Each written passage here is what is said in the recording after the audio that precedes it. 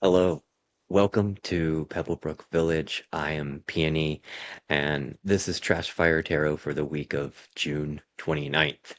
This is the last few days of June now as we move into July.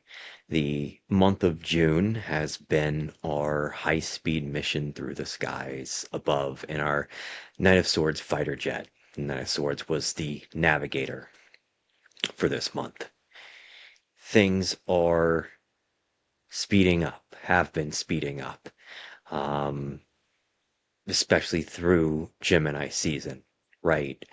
Aries initiated, Taurus grounded, Gemini innovated, Cancer is bringing us back to nurture. And soon Leo will put us onto the stage to perform what we've been practicing. Um, this week, we also have the month ahead forecast for July, and this one is a two-parter that does the forecast for the month ahead, um, as we always do, and then it also looks at the history of Neptune, Uranus, in the U.S.'s chart, in relation to the Civil War when there was that Mars-Uranus conjunction. And not because I feel that history repeats itself, but there are certainly um, rhymes from time to time. And I think looking at the energy of leading up to what we view as the Civil War, the 1850s up into the early 1860s, um, analyzing Neptune and Pisces and how that has an impact on the populace before it, Pisces being the culmination of the zodiac before we start over again with Aries. So it's endings, it's releasings. I think we've seen some of that in current times with when Neptune was in Pisces versus when it and Saturn both moved into Aries. Uranus was also in Gemini during this time period, and we had that Uranus Mars conjunction in 1861. Um, Neptune actually entered 0 degrees Aries shortly after the Mars Uranus conjunction. So, and then that's where like history doesn't repeat itself because it's not exactly the same. It's not a one-to-one match to what the skies were back then. But there are some interesting things to look at to analyze what is going on and see the patterns. So coming up, we have the Capricorn full moon and Mercury stationing retrograde in Cancer, both on Monday, the 29th, the day that this episode comes out. On the 30th, we have Jupiter moving into Leo. And then on the 4th of July, we have the Uranus Mars conjunction in Gemini. All right, so let's see what the skies look like for the last leg of June's daring journey through the clouds above. And for the guiding star this week, we have Temperance.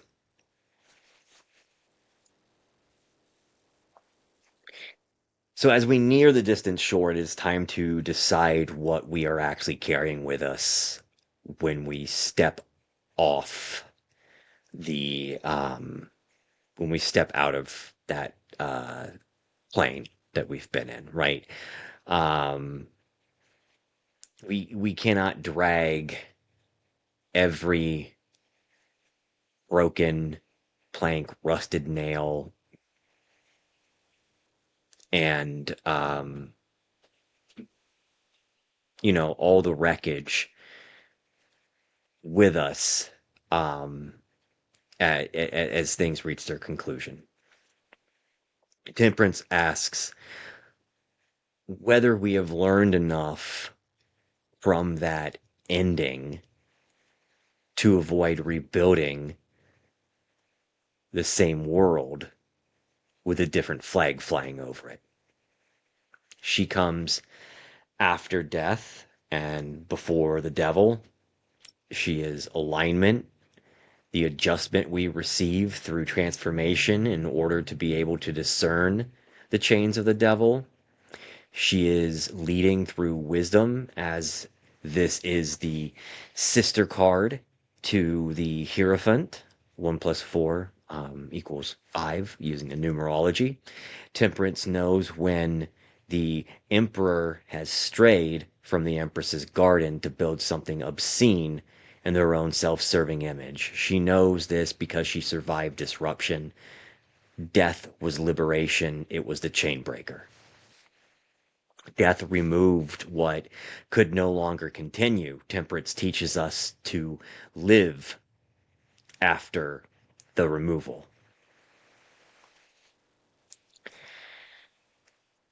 And this is where the Ten of Swords remains important. The Ten of Swords was the clarifying card for the month of June.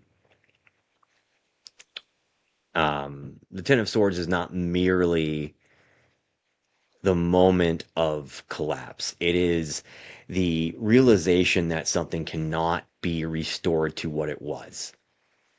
There are some systems we cannot reform because their intended function is the harm they produce. There are some relationships we cannot repair because the demand that we return to them is itself another blade. And there are some beliefs we cannot polish into something humane because their foundation is the assumption that certain people are disposable. Temperance does not arrive to resurrect the corpse. She arrives to teach the survivors how to stop carrying its poison in their bloodstream. I'm not talking about literal death, but the many micro deaths we all experience in that very Platonian way. We have to sever the rot in order to transform. But severing the rot is only the beginning. Liberation does not automatically teach us what to do with our freedom. And I think that's the frightening part for a lot of people, right? Sometimes the cage opens up and we remain sitting inside because confinement has become familiar. Sometimes we escape a cruel structure only to recreate its hierarchy within our own movements, relationships, and communities because that's what we know. It's the devil we know. We change the language without changing the behavior. We trade one emperor for another and call it revolution. There's a lot of rhetoric of people that voted for Trump and what happens to them, right? And I feel like we're holding people accountable for something that somebody else has done, right? There are people in that mix that are celebrating it, right? And I don't know what the answer is, but I don't think the answer is to, if we turn around and jail them for who they voted for, try them for treason for who they voted for. I mean, is that ending fascism? Or is it just handing the reins to a different side?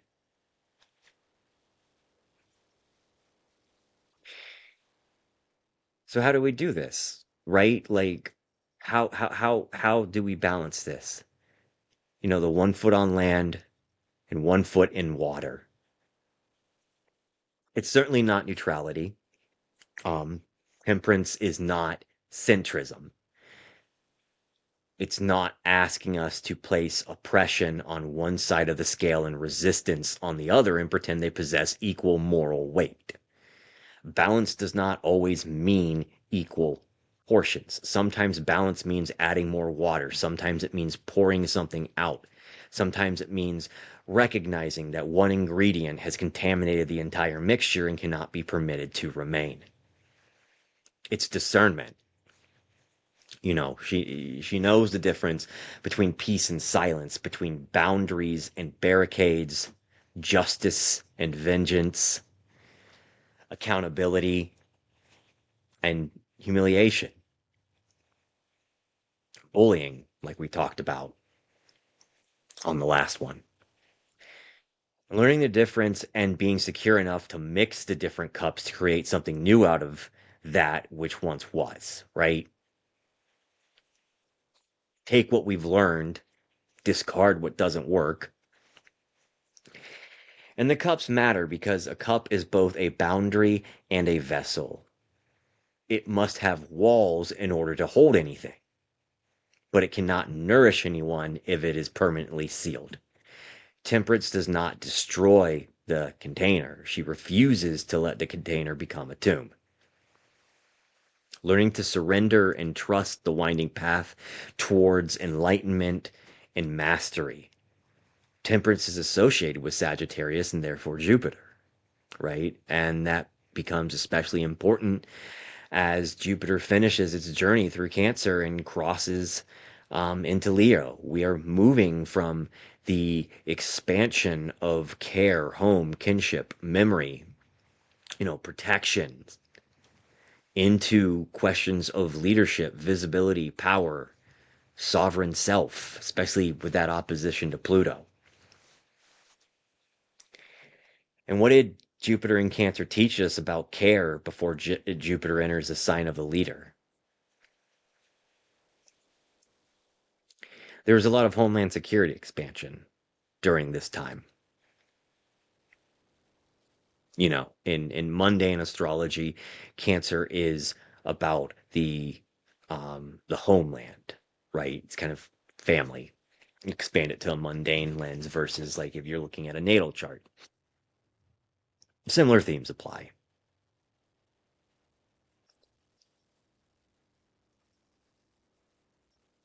But can leadership remain accountable to the garden, or will the emperor once again abandon the empress to build monuments to himself? Can we enter Leo without confusing visibility with virtue?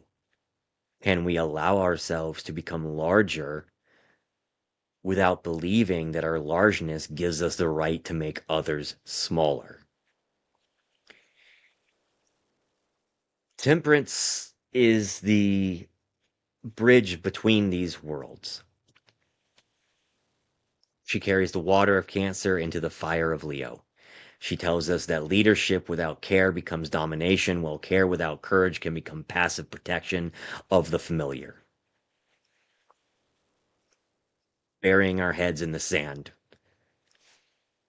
while slave catchers run around our neighborhoods, armed in tactical gear, kidnapping our neighbors. But they don't look like me, so it's okay for now. I'm safe.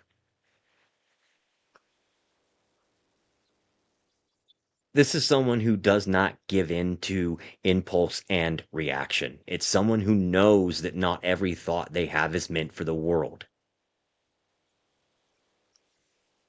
We need a lot of temperance online. They know that responding to a bully by being a bully is a cycle that we need to get out of. That well is poisoned, and we would be best not to drink from it. And this becomes particularly important as Mercury stations retrograde in Cancer, will Mars move towards its conjunction with Uranus and Gemini. Words will move quickly, anger will move even faster, information may be fragmented, emotionally charged, stripped of context, or deliberately manipulated. Every reaction will arrive as a emergency, right? It's dire, it's pressing. And then we've got Neptune in Aries, Saturn in Aries. This is witch hunts. This is governments coming for its own people. This is misaligning people. This is Red Scare all over again.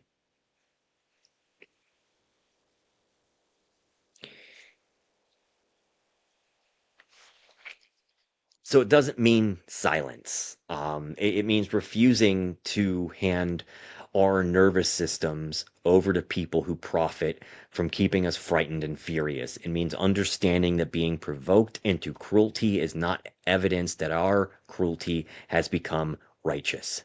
The algorithm does not care whether we are correct. It only cares that we remain reactive.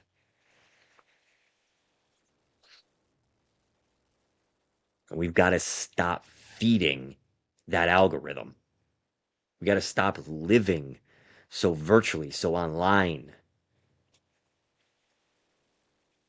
We can't condemn one person for celebrating violence and death concerning those they disagree with, while in the same breath condoning violence and death against them. It's disgusting behavior.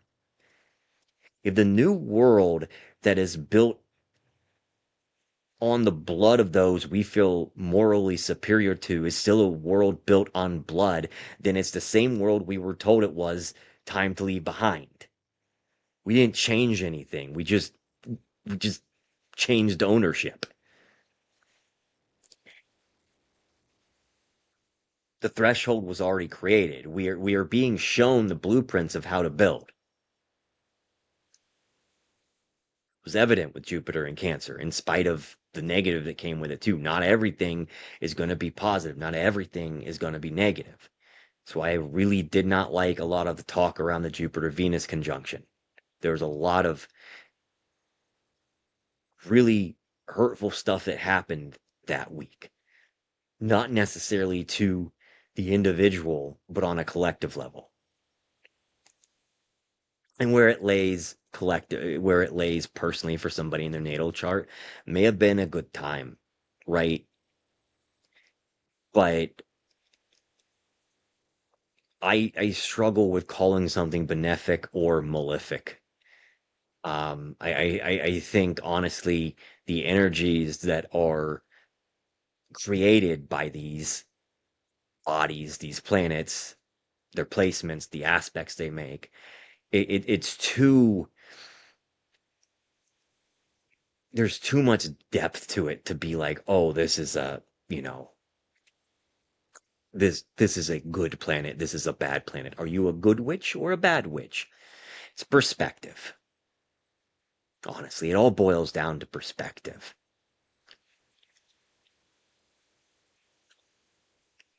But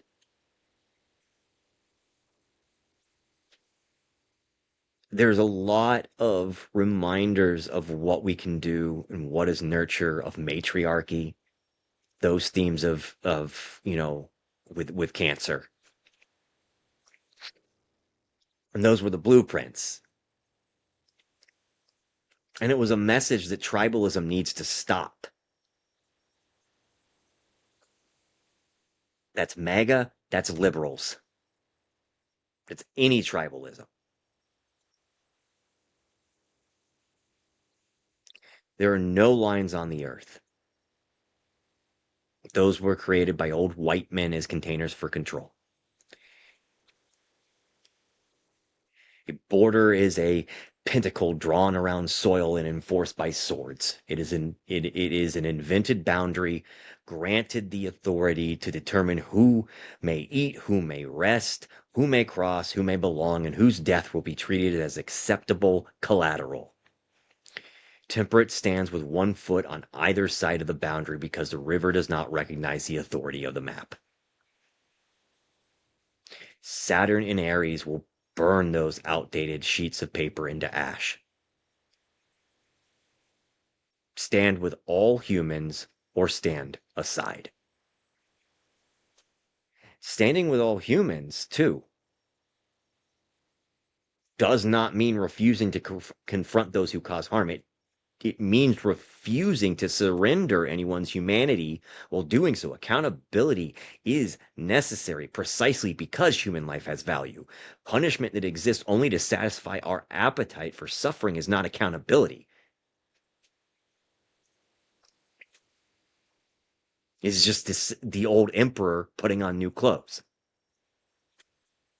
Temperance asks us to become something the old world cannot reproduce. something so different that it frightens the old world. So why is this here? Four of Pentacles. Four of Pentacles.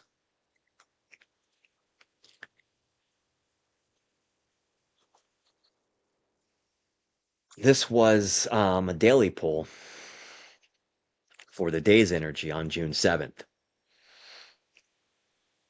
So we're returning to that energy. Ask us to look again at what we are gripping, why we are gripping it, and what we believe will happen if we loosen our hands. The Four of Pentacles is the instinctive reaction to the transformation Temperance represents. Death takes something away. The Ten of Swords confirms that it is over, right? It's an ending, it's release. Temperance begins pouring the remnants into a new configuration. And the Four of Pentacles panics and says, no, no, no, no, no, no. Put everything back where it was, lock the doors, count what remains, do not let anything else leave. System, system, system. And this is the nervous system bracing after loss. It is understandable. After instability, we seek control, understanding. After scarcity, we hoard. After betrayal, we close ourselves off. After watching institutions fail, we may decide that the only rational response is to protect ourselves and our own people at any cost.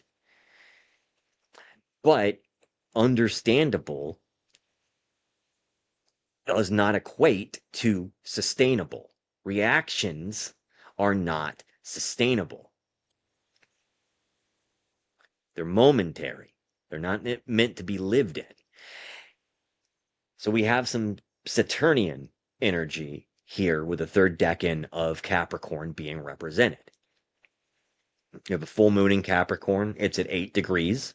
So first decan, not the third. And the same day, like I said, that Mercury stations retrograde in Cancer. The third decan of Cancer, actually. So it is making an opposition to the third decan of Capricorn. And as the week progresses and the moon reaches the third decan of Capricorn, right,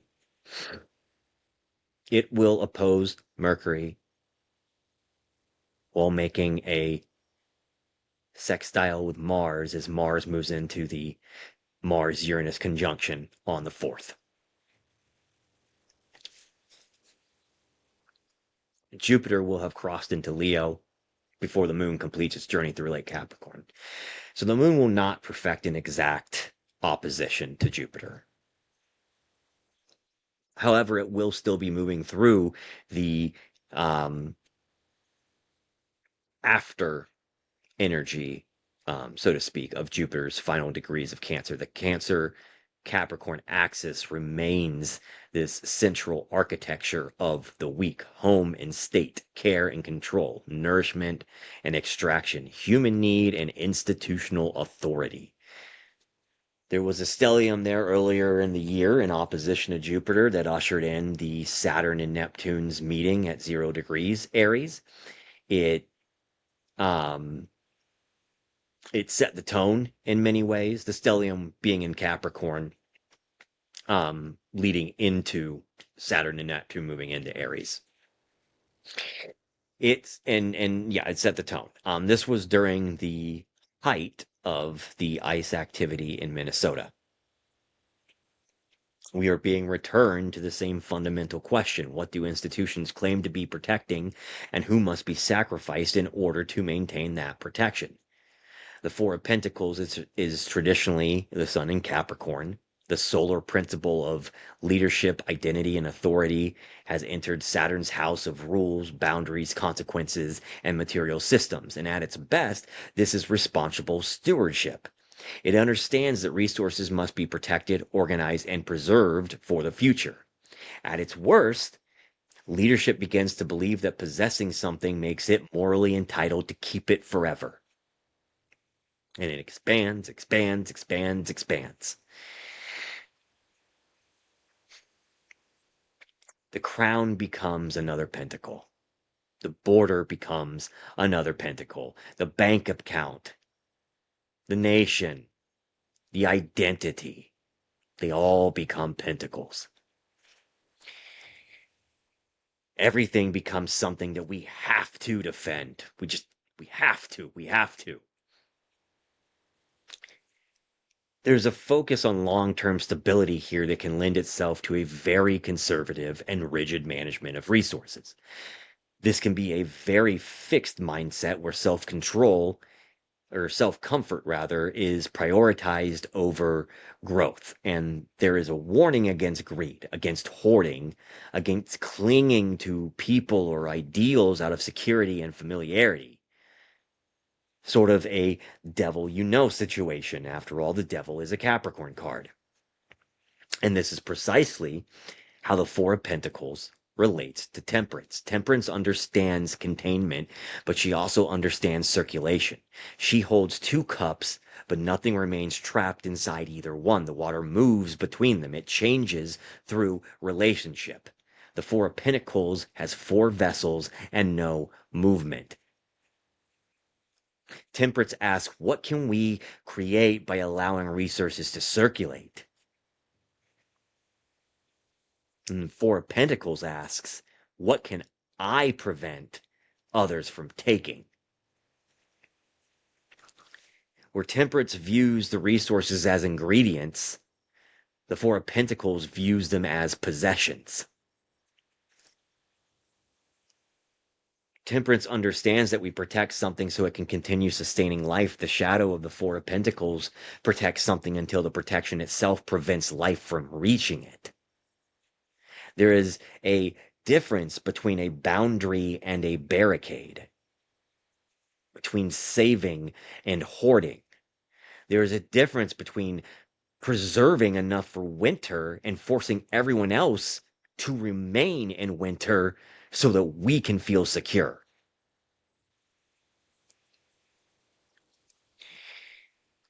So we ask ourselves, are we protecting what sustains us, or have we begun worshiping the protection itself? We have become so isolated in our thinking and so strapped for time and money that we cling on to it for dear life. Well, I worked hard, so why should I support someone who made poor choices and ended up unhoused? That's not my responsibility. If your morals have a clause, then they aren't morals. And you need to sit with that and figure out where this sort of supremacy is rooted. Why is some life less valuable to you? Maybe someone did make some poor financial choices, but they should starve on the streets and die because of it? Do you really think that? Because a lot of people act like that. And it just feels like impulse and reaction, and no one is actually sitting and thinking about what the fuck they are saying.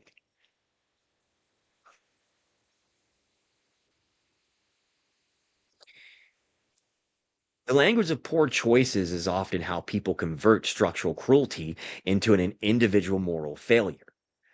It allows us to witness suffering, atrocities, without questioning the systems producing them. If someone's hunger can be blamed on a personal defect, then nobody else has to examine the wages, rents, medical bills, criminalization, discrimination, disability, trauma, or simple bad luck surrounding that hunger. The Four of Pentacles wants suffering to have been earned because that makes our own security feel earned too. We feel special now. We did it. We won. Yay. If everyone receives exactly what they deserve, then those of us who have shelter can imagine that shelter proves our goodness. Wealth becomes evidence of virtue. Poverty becomes evidence of failure. The system disappears from the story entirely, and we are left here like the Spider-Man meme, just pointing at one another saying, this is your fault. Nope, it's your fault. Nope, it's your fault. Well, billionaires, pedophiles, and genociders laugh all the way to the fucking bank. And that is how greed becomes theology. I know people for whom an extra $100 a week could be life-changing. Yet a lot of people with that $100 to spare would rather sit on it like a dragon sits on its hoard. These are my who's-its and what's-its, and I will take them with me to my grave. And that's why when I say no billionaires, I mean no billionaires. And that includes some musicians that I see a lot of people sane washing and trying to say they get a pass. If $100 can be life-changing to some, can you imagine what billions could do?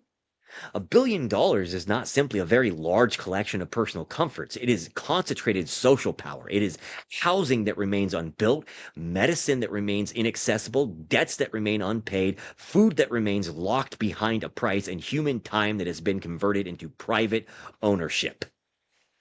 The problem is not that someone possesses nicer things. The problem is that one person can control resources capable of transforming millions of lives, while millions of people must plead for permission to survive.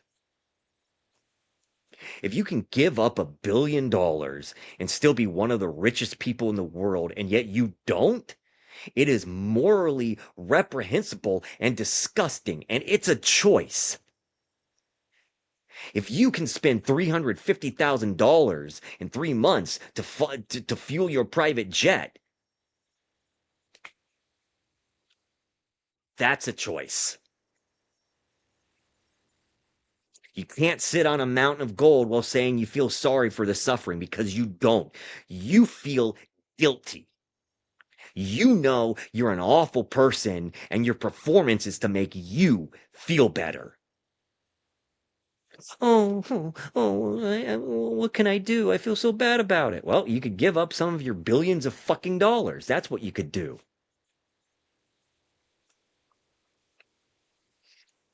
The Four of Pentacles is not only, the billionaire sitting on the mountain. It's also the government hoarding authority, the institution hoarding information, the nation hoarding safety, and the comfortable citizen hoarding empathy for the people who most resemble them.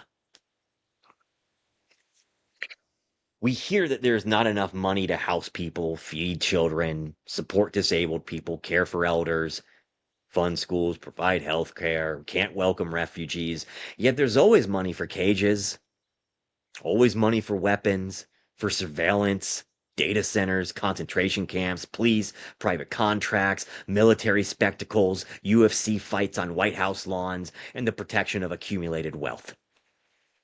Scarcity is selectively enforced.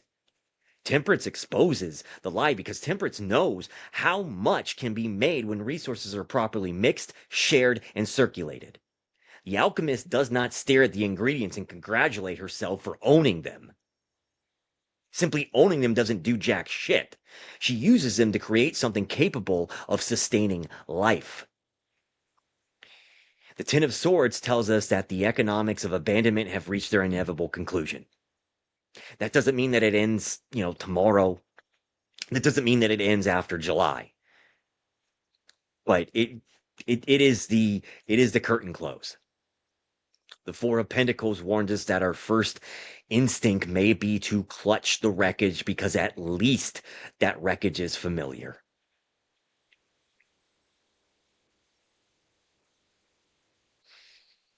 But that wreckage cannot feed us.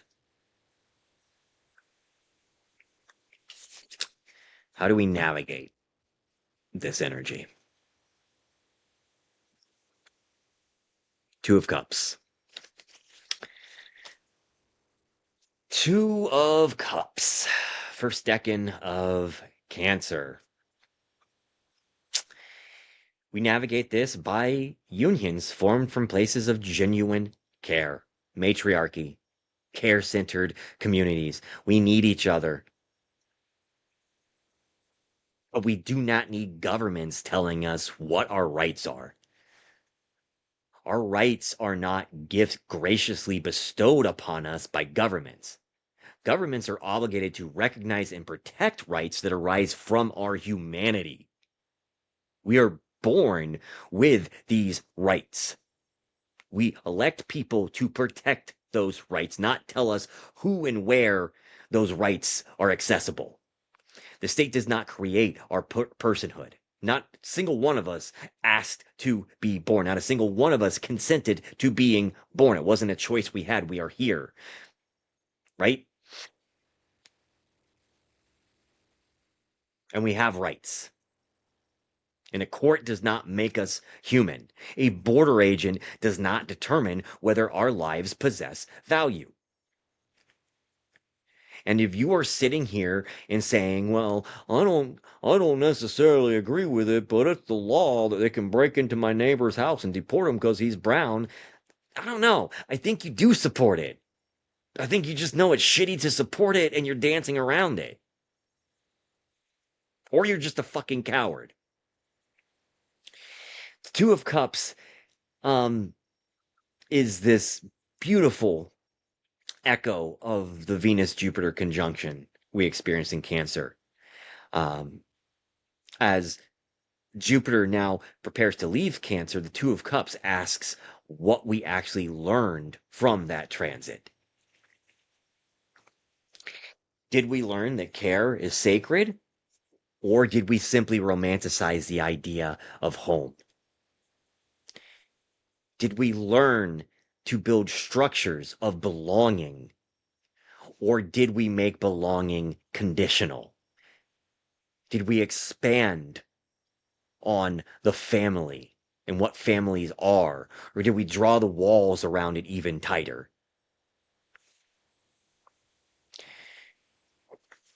Temperance is ruled by Jupiter.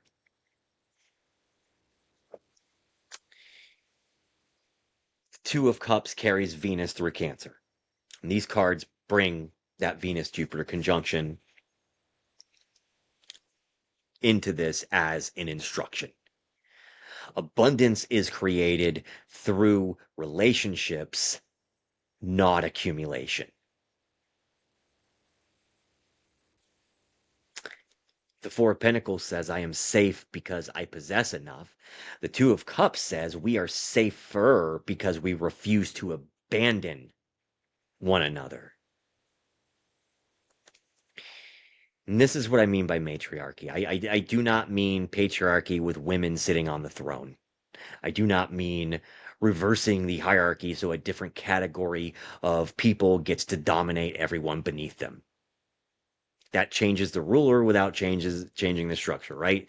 Same emperor, new clothes. Matriarchy is care-centered, a care-centered way of organizing human life. It asks whether children are fed, whether elders are supported, whether disabled people can participate fully in their communities, whether the sick can receive treatment, whether people have somewhere safe to sleep, whether the land can continue sustaining future generations, and whether those doing the labor of care are themselves being cared for. It does not measure success by how much can be extracted. It measures success by how well life is sustained. The Two of Cups is the smallest possible community. It begins with two people facing one another and agreeing that neither will be treated as an object. That agreement can become a friendship, a partnership, a union, a mutual aid network, a neighborhood, a movement. Even every community begins with the recognition that someone else's inner life is as real as our own. And the figures in the Two of Cups do not merge into one person. They remain distinct. Their union does not require the erasure of difference. This is not sameness, it is relationship. And that matters because unity is often weaponized to demand silence from the person being harmed. We are told to come together when what is actually being requested is that the oppressed stop making the oppressor uncomfortable. Well, my friends, I am here to make the oppressor very fucking uncomfortable. The Two of Cups is not compulsory reconciliation. right? It does not ask an abused person to meet their abuser halfway. It does not ask marginalized communities to lovingly debate whether they deserve to exist. It does not demand that we form unions with people who refuse to recognize our humanity. Temperance is not centrism. Again, it's not. And the Two of Cups is not submission. The card asks us to form bonds with those who are willing to participate in mutual recognition. It asks us to build alliances rooted in shared humanity rather than temporary convenience. It asks us to disagree without dehumanizing, to hold one another accountable without creating public executions for entertainment, and to remain capable of seeing a person even when confronting their harmful behavior. That is how we escape the cycle of the bully. The Two of Cups also teaches reciprocity. This is not charity performed from a balcony. There is no benefactor above and grateful recipient below. Both people hold a cup. I pour into yours, you pour into mine. Some days it's more than others, one way or the other, because that is life. Sometimes people need more help than they do a week from then, and they're capable of helping others compared to a week ago. We have to be able to be mutable with that and understanding of that with one another. And that does not mean, right, that means that not every exchange is immediately equal. There are times when one person has more to give. Sometimes one person needs to receive without being capable of returning anything in that moment. There aren't ledgers. There aren't spreadsheets. We're not keeping track. You don't get gold stars because you gave more. It is the understanding that every person will occupy both positions throughout a human life. And there will be days when we carry someone else, but that's because the days that we need carried, that person can carry us now. If we just drop everybody and leave them behind, there's no one left to carry you when you need it. The Four of Pentacles fears this dependence because it has been taught that need is weakness. The Two of Cups recognizes interdependence as reality. None of us produced the food, knowledge, language, medicine, roads, technology, or culture that make our individual lives possible entirely on our own. The fantasy of complete self-sufficiency is one of capitalism's most successful lies. Rugged individualism, manifest destiny. Even if it's building a highway through a black neighborhood, fuck them, right? We have always survived through one another. The imagery of Two of Cups also contains the caduceus, linking union with communication, exchange, medicine, and the reconciliation of seemingly opposing forces. And that becomes essential as Mercury, the psychopomp, stations retrograde in Cancer, and Mars meets Uranus in Gemini, ruled by Mercury, Hermes. Communication becomes part of the medicine. We may need to return to conversations we thought were finished. We may need to clarify what was said, distinguish what was meant, what was heard, and examine which old wounds are speaking through our present reactions. We may need to pause before sharing information that confirms what we already want to believe. Mars and Uranus and Gemini can electrify words. It can turn information into ammunition and every disagreement into a battlefield. It's literally that it has happened, right? And I mean, to an extent, it's happening right now. It's not like, people in uniform shooting at one another. Because it's just different with 24/7 news and the internet and stuff. Like it's a lot of psyops. It's a lot of cyber warfare, a lot of manipulation, propaganda. And the Two of Cups asks us to use communication to build relationship rather than simply demonstrate dominance, rather than demonstrate moral superiority, right?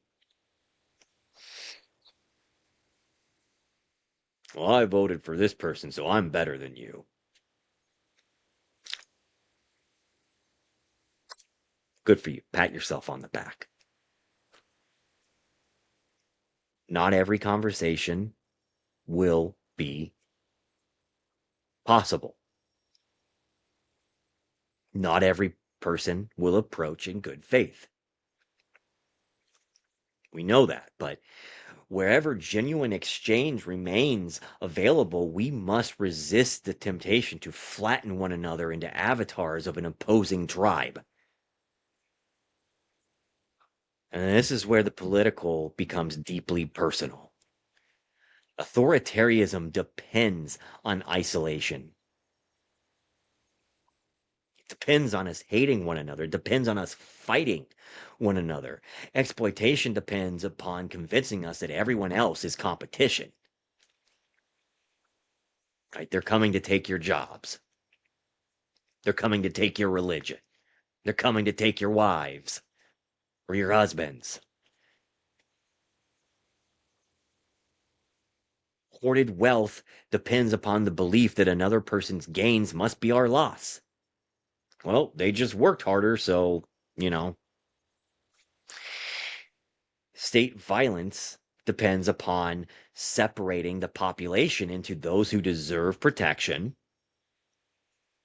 often, hiding behind whiteness, behind white supremacy, and those whose suffering can be ignored because something about their existence in society has brought it upon themselves.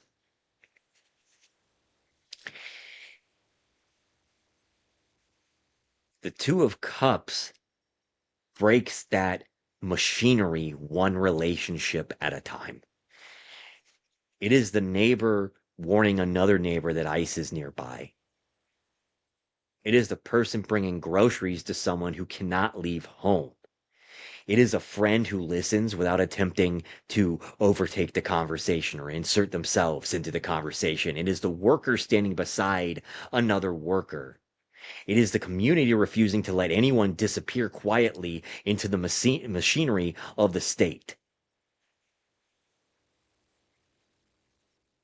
It is the neighbor standing in front of the bullet meant for another neighbor.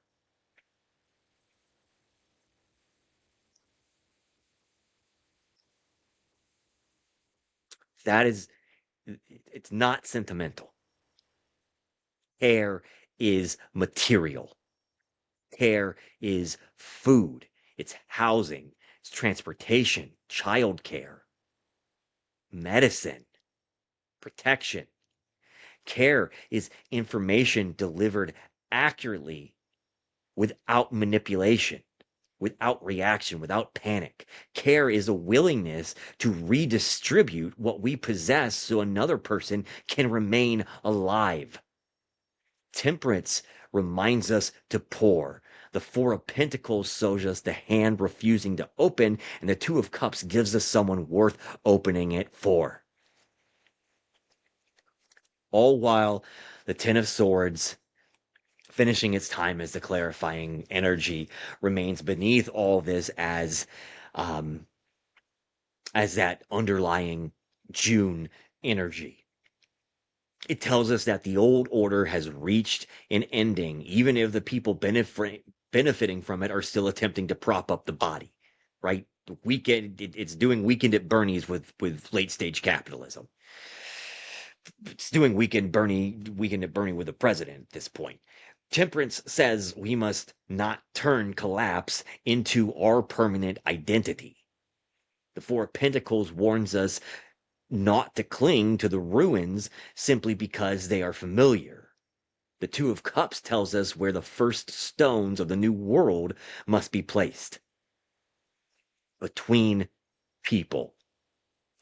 Not through a heroic leader descending from above, not through another emperor promising that only he can protect us, not through billionaires performing generously while maintaining the conditions that make their philanthropy necessary, through covenant, through mutual recognition, through communities organized around the conviction that nobody is disposable. And as we approach the distant shore, really only a day after this, right? We've only got a few days, couple days left in June before we move to July. We'll see where that month ahead takes us and what that clarifying energy is. Fingers crossed it's not the Ten of Swords a third time. um, but as we approach that distant shore, the question is no longer whether the old world is dying. It is. Folks, it is. And we can sit at the pool and keep putting sunglasses and vacation clothing on late stage capitalism and act like it's still live and kicking, right? Or we can admit that it is dying and move on. The Ten of Swords has answered that. It is time to move the fuck on. It is time to stop waiting for heroes. It is time to stop relying on systems to kick in and function the way that we were told that they were going to, because they're not. If these systems functioned the way that they did, we would not have a pedophile as the president of this country. We would not have billions of our tax dollars funding a genocide. That's what this system is doing. Do we really expect that this system now is going to change face and be like, whoops, my bad, let's help people? The system is not going to do that.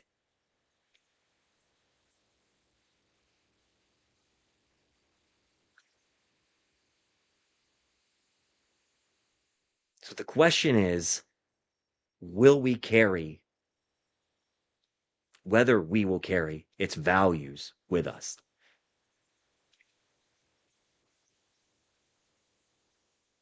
Will we listen to Temperance's wisdom? Will we heed the warning of the Four of Pentacles and leave the Horde? And will we honor the Two of Cups and come together? Because that is the way through.